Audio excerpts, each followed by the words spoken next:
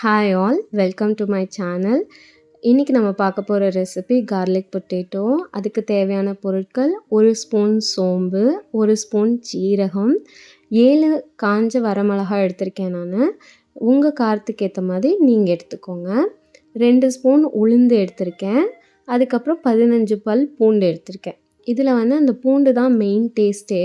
அதனால் நீங்கள் உங்கள் டேஸ்ட்டுக்கு ஏற்ற மாதிரி எவ்வளோ வேணால் பூண்டு நீங்கள் ஆட் பண்ணிக்கலாம். அதுக்கப்புறம் நல்லா கழுவிட்டு உருளைக்கிழங்கு எடுத்து வச்சுருக்கேன் வேக வச்சுட்டு. இப்போ வாங்க ரெசிபி எப்படி பண்ணுறதுன்னு பார்க்கலாம். ஒரு கடாயில் ஆயில் விட்டுட்டு இப்போ நான் சொன்ன ஐட்டம்ஸ் எல்லாத்தையுமே அதில் போட்டு நம்ம நல்லா ட்ரை ரோஸ்ட் பண்ண போகிறோம். பூண்டு மட்டும் கடைசியாக நம்ம சேர்க்க போகிறோம். அப்போ தான் இது நல்லா ரோஸ்ட் ஆகும். இது ரோஸ்ட் பண்ணும்போதே வீட்டில் அவ்வளோ அரோமேட்டிக்காக அவ்வளோ சூப்பராக ஸ்மெல்லாக இருக்கும். நீங்கள் கண்டிப்பாக அதை ட்ரை பண்ணி பாருங்கள். இது நல்லா நம்ம ரோஸ்ட் பண்ணதுக்கப்புறம் நம்ம பூண்டு சேர்த்து இதை நல்லா ரோஸ்ட் பண்ணிக்கலாம்.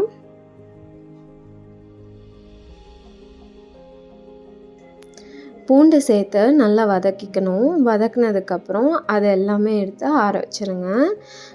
பூண்டு அந்த பச்சை வாசனைலாம் போட்டு கொஞ்சம் ஸ்மெல் வரும் இல்லையா, நல்லா ரோஸ்டடான ஸ்மெல், அது வரைக்கும் நல்லா வறுத்துக்கோங்க.